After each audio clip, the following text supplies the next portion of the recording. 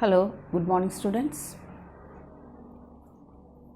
In the last class, we started our new lesson, production and cost. We discussed about production function, short run and long run. What you mean by production function? Production function means the functional relationship between inputs and outputs. When inputs increases, output also increases. We discuss about an example. In our example, we use two factors of production, labor and capital. By combining different quantities of these two factors, the output also changes. Then we discussed about short run and long run.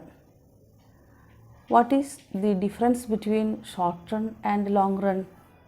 Short run is a small time duration. During small time, we have changed only one input. We are not able to change all the inputs during a short period. But in the long period, we are able to change all the factors of production. So there is no distinction between fixed factor and variable factor in the long run. Factors of production are divided into fixed factors of production and variable factors of production. Variable factors, for example, laborers, power consumption, then raw material usage, etc. Fixed factors are those factors which are fixed in the production process. Whatever may be the output, there is no change in fixed factors. The factory building, machinery, etc. are known as the fixed factors. By using the fixed factor and variable factor, the producer produces goods. The transformation of inputs into output is known as production function. Today we are going to discuss about short run production function and long run production function. We already said that short run is a small time period in which we are able to change only one factor of production. So, by changing the units of variable factor, what happens to the output? That is studied under short run production function. Short run production function is otherwise known as law of variable proportion or law of returns to a factor. Law of variable proportions or law of returns to a factor. That means only one factor is changed in the short run production function.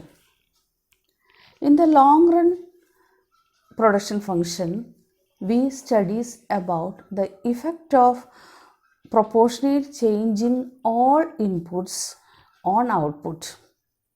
It is known as long run production function.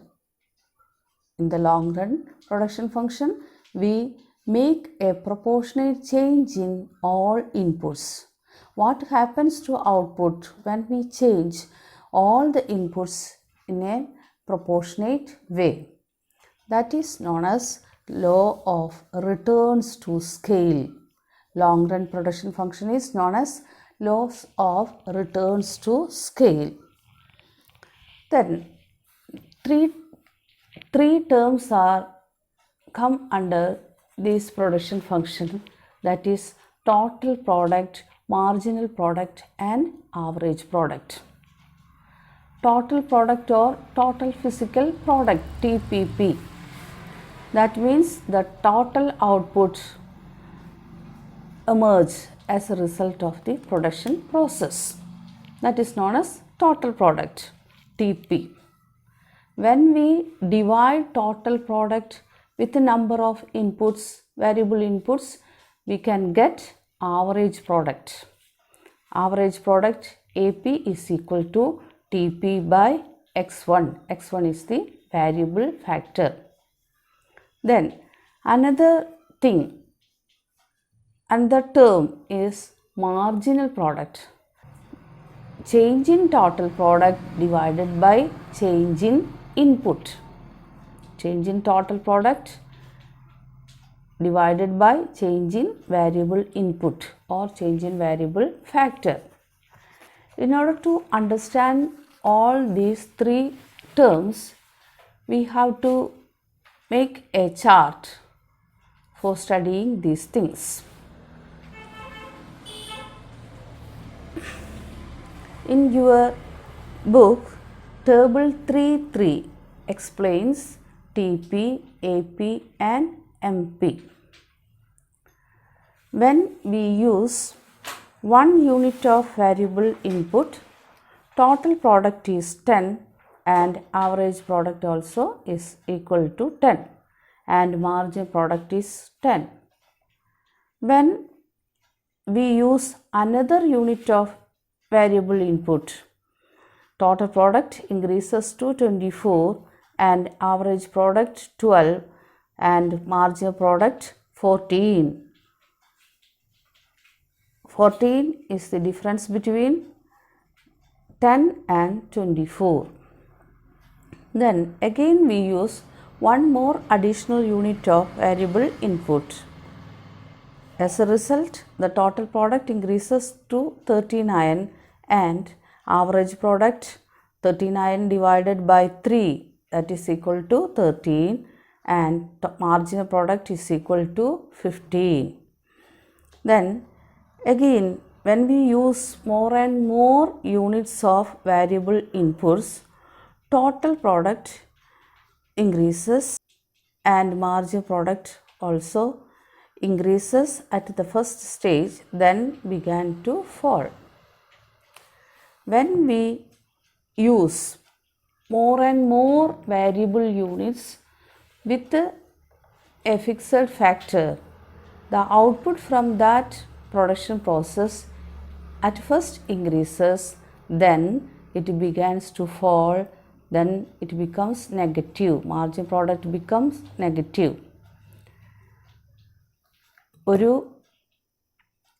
Fixed ഫാക്ടറിൻ്റെ കൂടെ, for example land, നമ്മുടെ കയ്യിൽ 1 acre ലാൻഡുണ്ട്, ഭൂമിയുണ്ട്. ആ ഭൂമിയിൽ variable ഫാക്ടറായ ലേബറേഴ്സിനെ കൂടുതൽ നമ്മൾ ജോലിക്കായിട്ട് നിർത്തുകയാണ്. അതിൻ്റെ ഫലമായിട്ട് ആദ്യം കുറച്ചൊക്കെ ഔട്ട്പുട്ട് ഇൻക്രീസ് ചെയ്യുന്നു, പിന്നീട് അതിൽ നിന്നുള്ള ആ ഭൂമിയിൽ നിന്നുള്ള വരുമാനം കുറഞ്ഞു വരുന്നു, അവസാനം നെഗറ്റീവായി വരുന്നു, ഒന്നും കിട്ടാത്ത അവസ്ഥ. ജോലിക്കാർ കൂടുതലും പക്ഷെ അതിൽ നിന്നുള്ള ഔട്ട്പുട്ട് വളരെ കുറയുന്ന അവസ്ഥ ഉണ്ടാകുന്നു. This is known as law of diminishing marginal product. From the table we can understand that when we use more and more additional units of variable inputs, the total product at first increases at an increasing rate. What you mean by increases at an increasing rate? That means a sudden increase in output. That is known as increases at an increasing rate. We can divide 3 stages in the short-run production function or law of variable proportions. First stage, increasing returns to a factor. That means during that time all TP, AP and MP increases. TP increases at an increasing rate. And second stage is known as diminishing returns to a factor. During this period, TP increases at a diminishing rate and MP and AP declines. This stage represents diminishing returns to factor. And the third stage is known as negative returns to a factor. During this stage, Tp starts declining and Mp becomes negative. Tp reaches at its maximum. When Tp is maximum, Mp is 0. After that, Mp begins to fall. That means Mp becomes negative. So, this stage is known as negative returns to a factor. Negative returns to a factor. We can draw a diagram showing Tp, Ap and Mp by using the table given in your textbook. Draw Tp, Ap and Mp in your notebook. Okay, thank you.